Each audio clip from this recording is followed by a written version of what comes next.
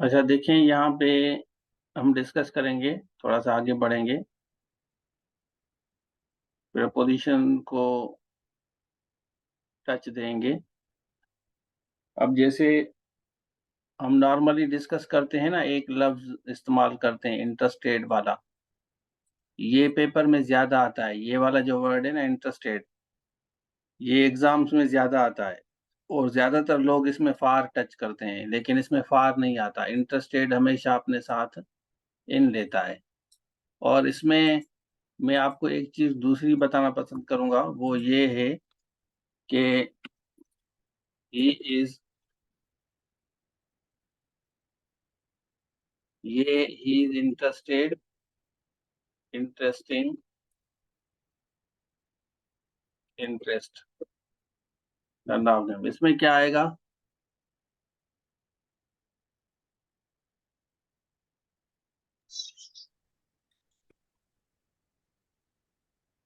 इस तरह भी आता है आपका क्वेश्चन। एक तो आपका प्रेपोजिशन आता है, दूसरा इस तरह भी आता है आपका।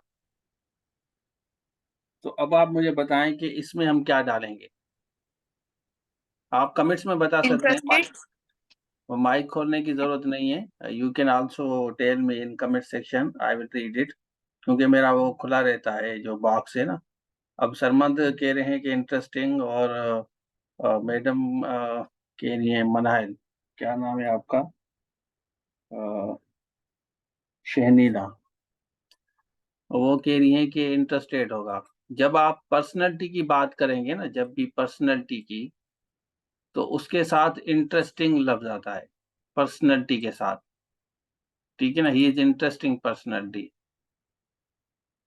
या इसके साथ आप दूसरा भी लफ्ज कह सकते हैं, he is having an interesting personality, he is an amazing personality. तो amazing, stunning, she is having stunning personality. तो इनके साथ आप इंटरेस्टिंग का लफ्ज इस्तेमाल करते हैं। ठीक हो गया। लेकिन जब आप इसको एक दूसरे तरीके से इस्तेमाल करें, सपोज के it is know that he got succeeded in MO, it is surprised, surprising,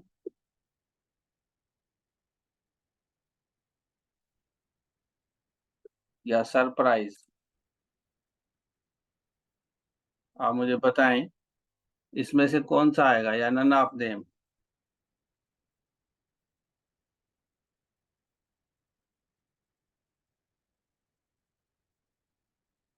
it is surprised, very good. और कोई बताए? जमीर साहब बता रहे हैं ए आएगा, साबिर भी ए कह रही हैं, शहनीला भी ए कह रही हैं। और कोई बताए? मंसूर भी ए कह रहे हैं।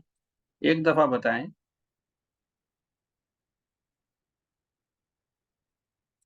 ठीक हो गया, वेरी गुड। अब 100% बच्चे सरप्राइज कह रहे हैं, लेकिन यहाँ पे सरप्राइज नहीं आएगा, यहाँ पे सरप्राइजिंग आएगा। क्या आएगा?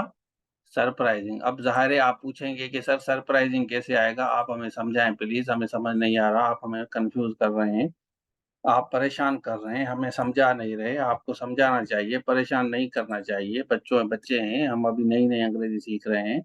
तो भाई वो पेपर सेटर जो है ना, ये नहीं सोचता कि आप नए नए हैं, आप बच्चे हैं, आप गरीब हैं, आप मिस्कीन हैं, आप सफेद हैं, आप काले हैं, आपका रंग अच्छा है, आप गोरा कलर लेके आए हैं, वो ये नहीं देखता। वो देखता है कि आपने सवाल का जवाब सही दिया है या नहीं दिया है। लूले हैं, लंगड़े हैं, उससे इसका कोई ताल्लुक नहीं है। उसका ताल्लुक है कि आप मुझे ये बताओ कि ये जो चार ऑप्शंस मैंने दिए हैं, इसमें से ऑप्शन सही कौन सा है, बस।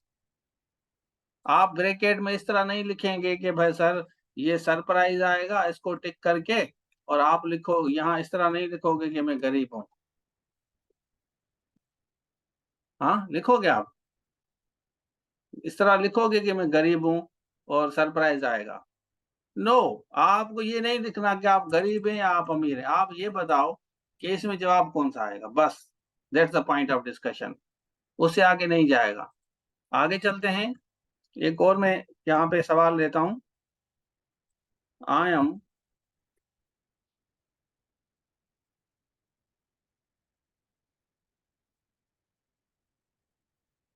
क्या बात बताएं, क्या आएगा?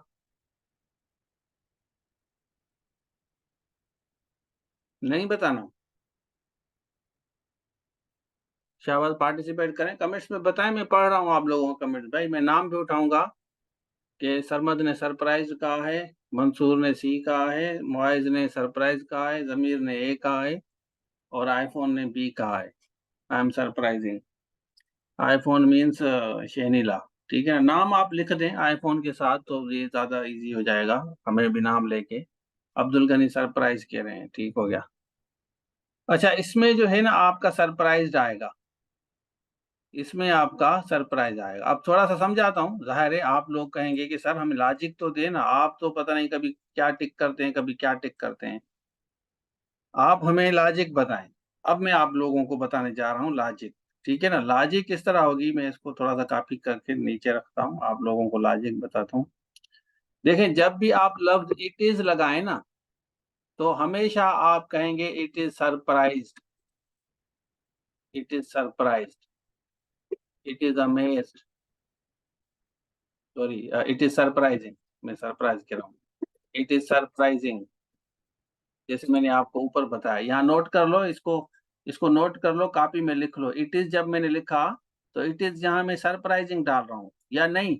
जब भी मैं यहाँ पे आपको समझाना चाह रहा हूँ, इस तरह अगर आई एम डाल रहा हूँ तो आई एम बी के साथ क्या डाल रहा हूँ? सरप्राइजिंग नहीं डाल रहा हूँ।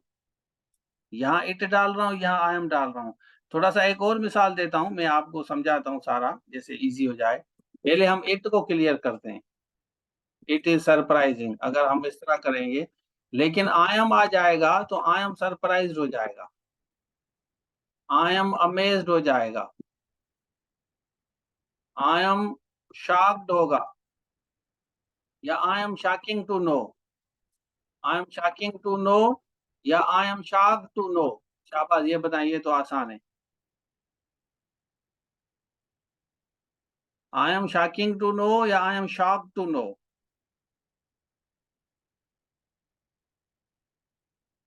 भी आएगा ना, I am shocking to know या आई एम शॉक्ड टू। अब देखें, ये आप लोगों को थोड़ा सा इजी समझ आ रहा है कि I am shocking to know नहीं होगा, I am shocked to know. थोड़ा सा आप लोगों के लिए ये क्लियर हो रहा है कि इसमें एक चीज होगी। ठीक है ना? I am shocking to know या I am shocked to know?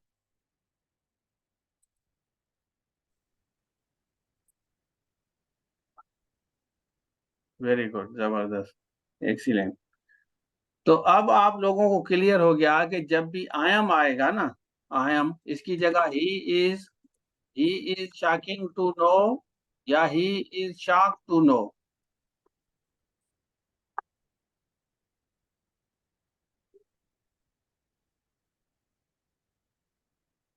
जबरदस्त, अब आप लोगों को इजी होगा। इसी तरह हम आगे चलेंगे, मैं आपको समझाने की पूरी कोशिश करूंगा। जब हम कहते हैं कि आई एम, जब हम कहते हैं कि आई एम, और जब हम कहते हैं कि ही इज, तो इसी तरह is he is surprise to know the result, he is surprise to know the result, he is shocked to know the death of his friend. हाँ, he shocked to know. They are they are amazed to know the success story. They are amazed. लेकिन it is हम लिखेंगे तो it is हम लिखेंगे it is surprising, it is surprising, he is shocking, sorry, It is shocking. It is shocking to know. It is really amazing to visit the place.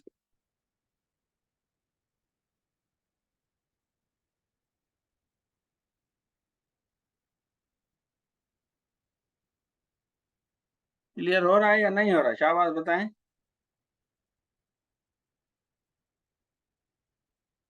जिस जिसको समझ आ रहा है वो मुझे क्लियर करें तो हम आगे बढ़ें, क्योंकि फिर आप लोग जो है कहते हैं कि सर हमें समझ बिल्कुल नहीं आया, पता नहीं आप क्या कह रहे हैं, हमारे दिमाग में ये बात नहीं बैठ रही। काफी बच्चों को मेरी चीज जो है ना दिमाग में कम बैठती है, क्योंकि मैं थोड़ा सा अजीब तरीके से पढ़ाता हूँ। अजीब मतलब समझते हैं?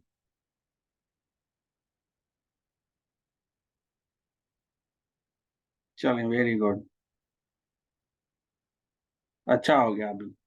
अब सबको क्लियर हो गया, अब अच्छा हो गया। ठीक है। चलें, अब मुझे कोई एक सेंटेंस बना के दिखाए आप में से कोई भी। या तो आप या तो आप सरप्राइजिंग लिखें, या आप सरप्राइज लिखें। कोई भी एक सेंटेंस यहाँ पे लिख के दें,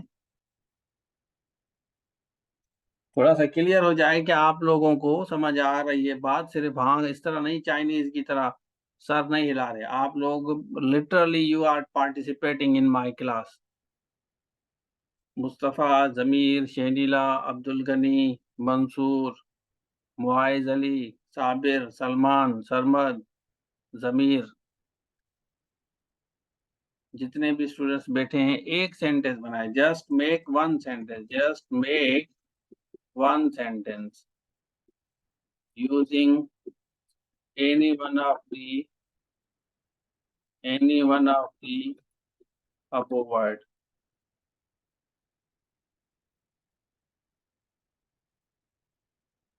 I am surprised to see you here.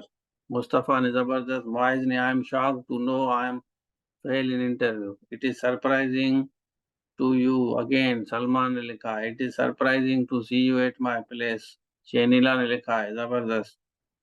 Salman ने भी लिखा है, सलमान ने भी सही लिखा है, it is surprising to see you again. See, हाँ सी सही है। अब सी डाला है, I am surprising she got first position. Mansoor ने लिखा है जबरदस्त। मंसूर भाई very good. It is always amazing for me to develop software. Very good. Zameer ने लिखा है, he is surprise that he secured top in the class. अब आपको क्लियर हो गया। सरमद ने लिखा है, एक्सीलेंट। तो देखें, एक छोटी सी चीज है सरप्राइज और सरप्राइजिंग, छोटी सी चीज थी ना, लेकिन आप लोग गलत बता रहे थे। जो मैंने यहाँ पे लिखा ना, यहाँ पे मैंने लिखा literally speaking you all were amazed to know कि ये इस तरह इस्तेमाल होगा। You are amazed, you are amazing नहीं, you are amazed. I am shocked, not I am shocking. चलें, अब यहाँ से क्लियर हो गया, आगे चलते हैं। अच्छा, जब हमने प्रेपोजिशन का एक और टिपिकल इस्तेमाल किया, जिसमें मैंने आपको बताया कि डिप्राइव लफ्ज जो है, डिप्राइव अपने साथ टू बी प्रेपोजिशन लगाता है। अब टू बी वर्ब के साथ to be helping verb is am are होते हैं, और यही इस्तेमाल होते हैं सर डिप्राइव के साथ, और इसके अक्यूज के साथ, इस तरह डिफरेंट के साथ। ठीक है ना, रेफरेंस के साथ आप नहीं लगा सकते।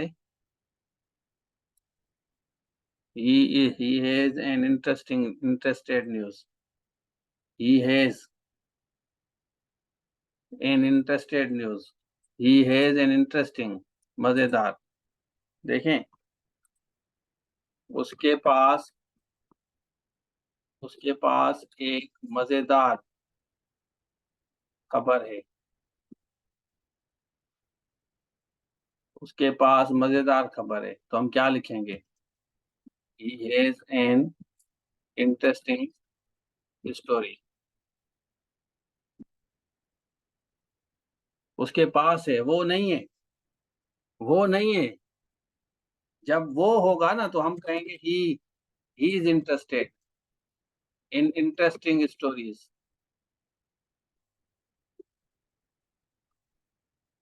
He is interested in interesting news. समझ नहीं आ रहा?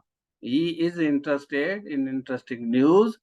He has an interesting story.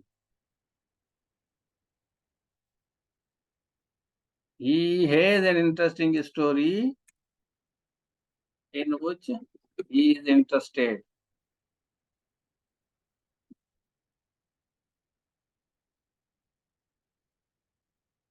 हाँ, पॉइंटिंग बिल्कुल इसी तरह।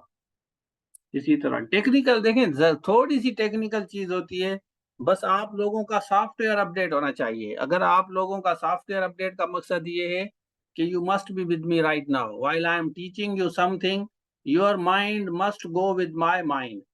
If you do not focus on what I am teaching in the class, you will suffer, because your being mentally present here is of greater importance. Most of the students don't remain mentally present during my class and they suffer. And they again ask me, sir, please repeat it. I did not understand. I was thinking something else while you were teaching. जब आप पढ़ा रहे थे तो I was thinking something else. So you should not be thinking something else. You must be thinking about what I am teaching. और कोशिश करें कि मैसेज जो है ना पब्लिक करें, जैसे दूसरों को भी पता चले कि आपने क्या सवाल किया है। यहाँ कोई देखें, कोई प्राइवेट चैट तो नहीं कर रहे ना आप लोगों के मेरे साथ, कोई ऐसी कोई बात तो नहीं कर रहे जिसको छुपाना चाहिए। तो you should make it public. ठीक है ना? जब आप इसको पब्लिक करेंगे तो दूसरे भी देखेंगे कि इसने कौन सी गलती की है। तो जैसे क्लास में देखे, आप टीचर को इस तरह नहीं कहते कि सर मुझे सवाल करना है, थोड़ा सा कान तो इधर दें।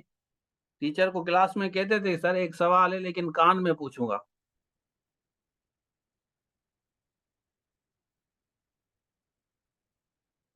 हाँ, मुआइज ने सही सवाल किया है, बिल्कुल। समझ आ रहा है?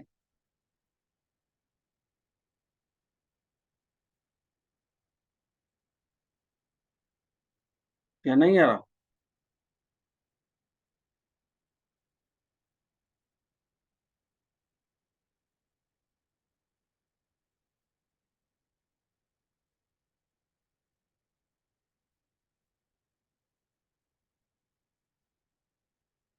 क्लियर हो गया ना? चलें आगे चलें।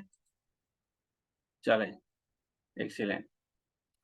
अब जैसे मैंने आप लोगों को कहा कि रेफरेन फ्रॉम लफ्ज इस्तेमाल लेगा, इसी तरह एब्सटेन भी फ्रॉम लफ्ज इस्तेमाल होता है। एब्सटेन से भी, रेफरेन से भी।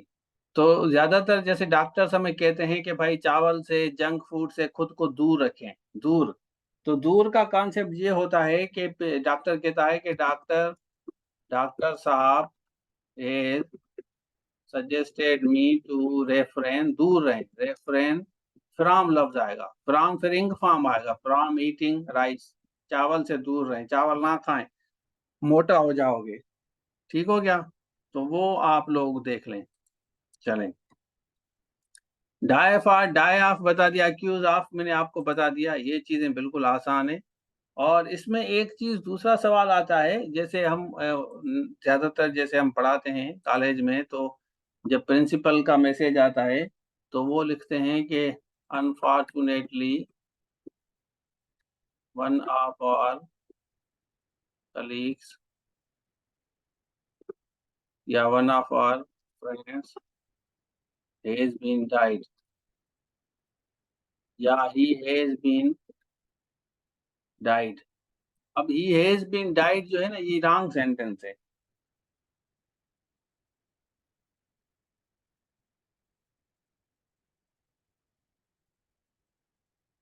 समझ आ रहा है? ही हैज बीन डाइड ये गलत है।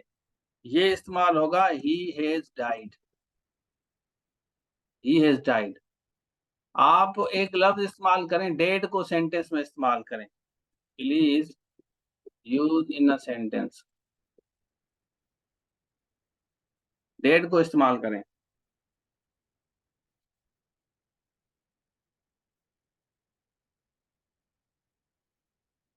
कोई सेंटेंस बनाए एक। शाबाश।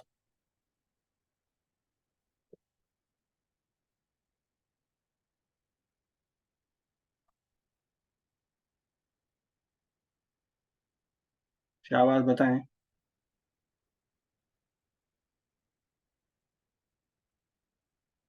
पुलिस रिकवर्ड जमीर ने लिखा है dead body near bridge, he has died due to accident. Shenina ने लिखा है। सही, वेरी गुड। समवन डाइड नहीं, डेड मुस्तफा साहब। समवन डाइड नहीं, डेड, डेड लफ्ज इस्तेमाल करना है। और इसमें इसमें आप इस्तेमाल करें is, am, are, was, were. Yesterday was red dead due to bite snake. Her husband is dead. Abdul Ghani ने लिखा है। जबरदस्त। His husband is dead.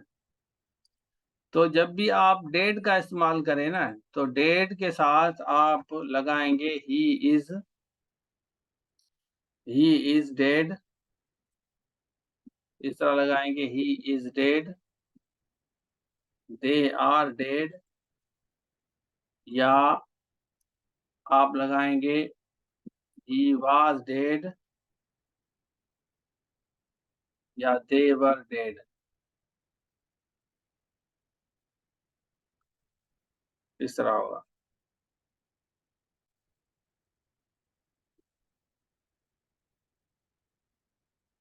Is, am, are, was, were, to be verb लगाएंगे डेड के साथ। ठीक हो गया। तो he is dead, to be verb लगाया, वो मरा हुआ है, ये मरे हुए हैं, वो मरा हुआ था, वो मरे हुए थे, बस। डेड के साथ इस तरह इस्तेमाल होगा। लेकिन अगर आप he has a dead body, he has he has a dead body in his custody, वो मरा हुआ नहीं है, उसके पास डेड बॉडी है। इसका मतलब है उसके पास लाश है।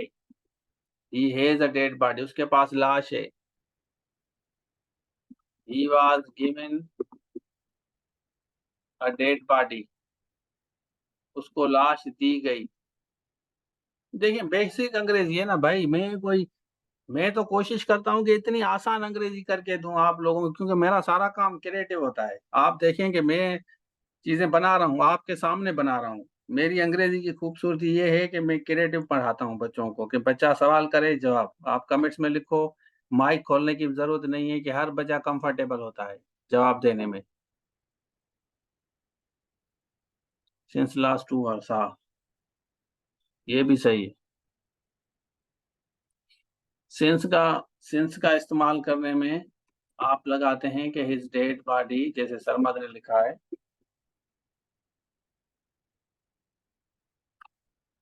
देखें आप, देखें सिंस फॉर का देख लें।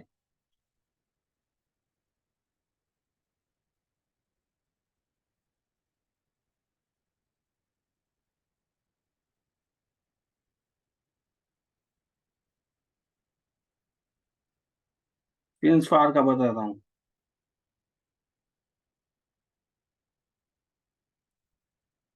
ही हिज डेड बॉडी, या तो आप लगाएंगे he'd been lying since last 2 hours, या his dead body has been lying since last 2 hours. आप इस तरह भी नहीं कह सकते कि he was waiting for you since morning, ये सेंटेंस सही है? या he is waiting for you since morning? क्या बात बताएं।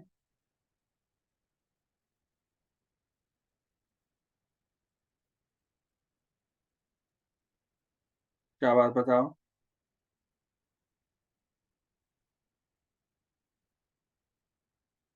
कोई बच्चा बताए, इसमें आएगा।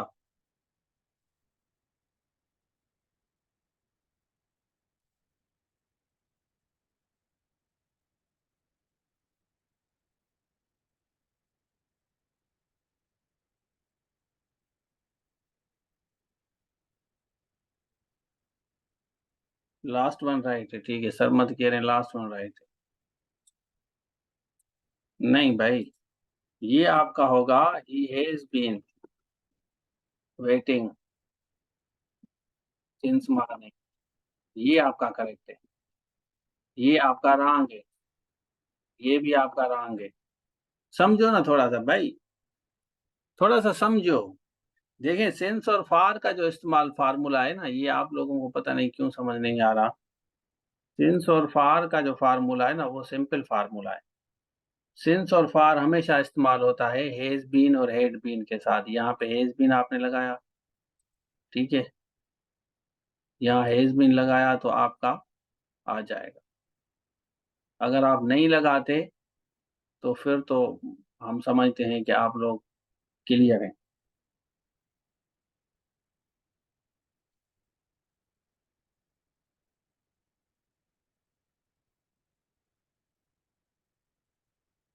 समझ आ रहा है? सर एक क्वेश्चन था। हाँ हाँ, सवाल आप करो भाई, मैं जो है ना, मैं हूँ ही इधर आप लोगों के सवालों के जवाब के लिए। Sir he is died of cancer होगा? He is, died of cancer. हाँ बिल्कुल सही है। He has died, he has died of cancer. Sir has की जगह इज नहीं आ सकता इसका? नहीं नहीं, आप लगाओगे ही डाइड, या आप लगाओगे ही डाइड ऑफ कैंसर, इस तरह लगाओ। इज क्यों डालें, बस सिंपल सेंटेंस है, ही हैज डाइड। देखें जो लफ्ज डाई है ना, ये वर्ब है।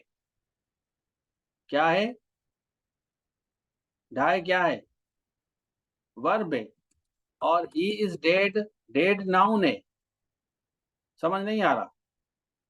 तो इस तरह इसका क्या डेडेड होगा? डेड का डेडेड नहीं होगा ना, क्योंकि नाउन है। लेकिन डाई का डाइंग भी होता है ना। नहीं आ रहा समझ जी आपको? सर। डाई का डाइंग होता है या नहीं होता? जी सर होता है। हाँ होता है। अगर सपोज के देखिए, मैं आप लोगों को समझाता हूँ।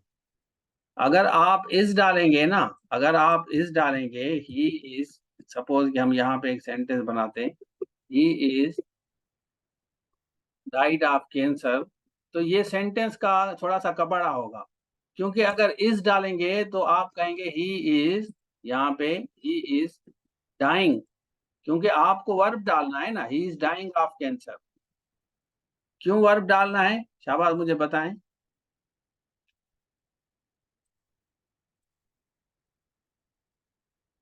सर क्योंकि इज हेल्पिंग वर्ब आ रहा है। हाँ जबरदस्त। और जो डाई है वो क्या है? वो सर वर्ब है। वर्ब है। हाँ एक्सीलेंट, अब आप लोगों को क्लियर हो गया।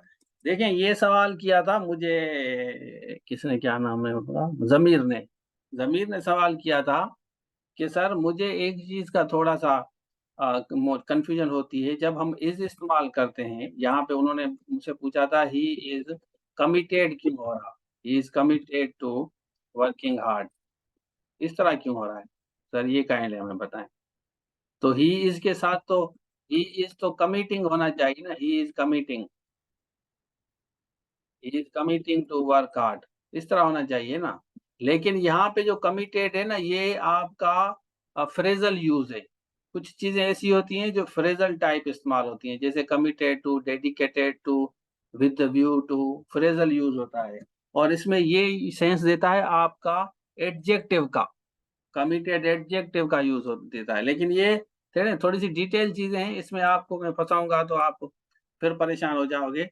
लेकिन मैं आप लोगों को समझाना चाह रहा हूं कि अगर आप डाई का लफ्ज इस्तेमाल करें तो आप कहें ही डाइड ऑफ कैंसर, ठीक है ना। या he dies of cancer, sentence सही है, dies of, he is dying of. समझ आ रहा है? तो इसी तरह जो अभी मैंने आपको बताया ना, he has been waiting for for a month, तो आप इस तरह नहीं कह सकते he is waiting for a month. ये सेंटेंस आता है पेपर में, लेकिन ये गलत। ऊपर वाला जो सेंटेंस है ये वाला करेक्ट है, लेकिन नीचे वाला सेंटेंस आपका रॉन्ग है। क्यों? क्योंकि इज एम आर के साथ सिंस और फार का इस्तेमाल नहीं होता। अंग्रेजी देखिए, मैं बच्चों को कहता हूं कि अगर एक दफा सही से अंग्रेजी मेरे पास कोई पढ़ गया ना, सही से मेहनत से अंग्रेजी पढ़ी ना, तो आपको पूरी दुनिया में, पाकिस्तान में कोई गोरा भी जो है ना, आपको परेशान नहीं कर सकता कि ये आप क्या कह रहे हो। आप मतलब जीआरई कोई भी आइल्स पास कर सकते हो, कोई एग्जाम पास कर सकते हो, हर चीज कर सकते हो आप, लेकिन शर्त यह है कि आप मेहनत करें जिस हिसाब से आपको समझाया जा रहा है। जैसे मैंने देखिए एक सेंटेंस अभी बताया ना आपको कि ही इज, या दी डैश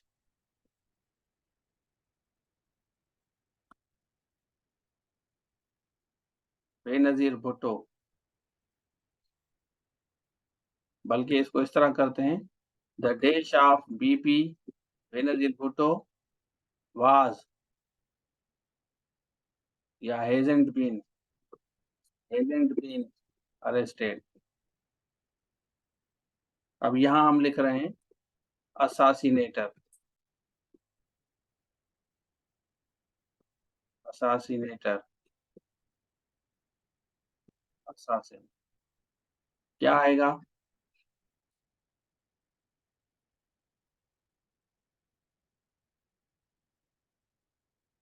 कौन सा सही है? ये वाला ना, ये वाला नंबर वन। सही कह रहा हूँ या गलत कह रहा हूँ? सही कह रहा हूँ ना, नंबर वन आएगा। सही, मंसूर ने कहा है। और कोई बचा बताए? बताए ना भाई, देखिए आप लोग पार्टिसिपेट करेंगे तो चीजें समझ आएंगी, क्लियरिटी होगी।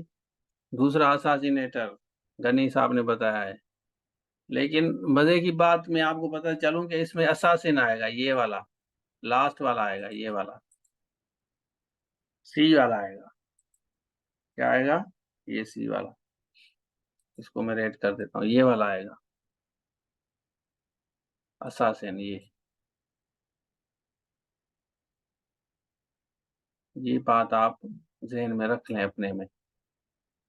जहन में रखेंगे तो चीजें क्लियर होंगी, जहन में नहीं रखोगे तो चीजें क्लियर नहीं होंगी। असासिन आएगा, असासिनेटर नहीं होता, असासिन।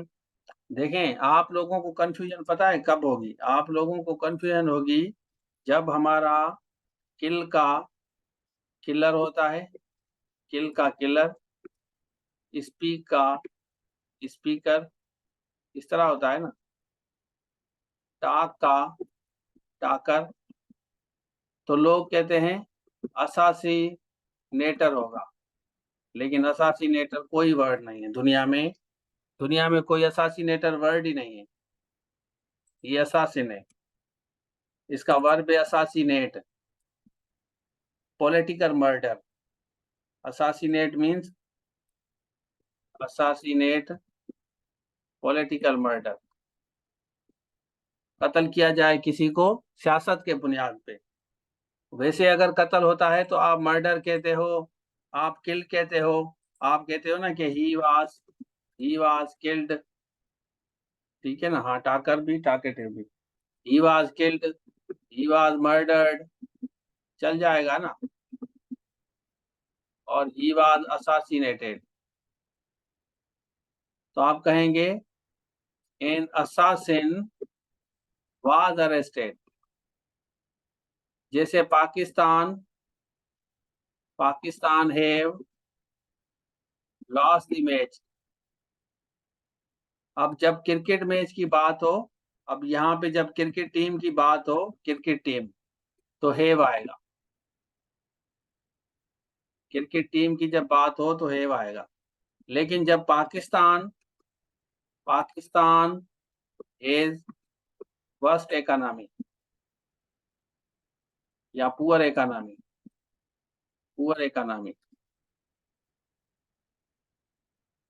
क्लियर हो गया है आप लोगों को? कोई सवाल है तो करो। फिर उसके बाद हम ब्रेक करेंगे, थोड़ा सा ब्रेक के बाद हम आएंगे, फिर और चीजें पढ़ेंगे। आप लोगों को ऐसे तैयार करूंगा कि कभी जिंदगी में फिजिकल क्लासेस भी नहीं पढ़ी होगी। इस तरह फिजिकल पढ़ने जाते थे ना, रक्शे में बैठो, लाली सुर्खी मेकअप लगाओ, उसके बाद सैंडल पाओ या बूट पाओ, फिर वो पेंटे मेंटे पहन के फिर जाओ, फिर वो देख 1 घंटा 1.5 घंटा आने जाने में जाया हो गया। इधर बस मोबाइल खोलो, लैपटॉप खोलो, बिस्मिल्लाहिर्रहमानिर्रहीम, सर रशीद आ गए, अंग्रेजी पढ़ो, चलें। तो बस अभी थोड़ा सा ब्रेक करते हैं, फिर इंशाल्लाह ब्रेक के बाद आते हैं, सारे बच्चे आ जाओ। 10 मिनट का ब्रेक करते हैं, और 5:37 हुए हैं ना, तो 5:37 के बाद हम आएंगे। 10 मिनट के बाद में लिंक भेजता हूँ आप लोगों को। ठीक हो गया, thank you so much, Allah Hafiz.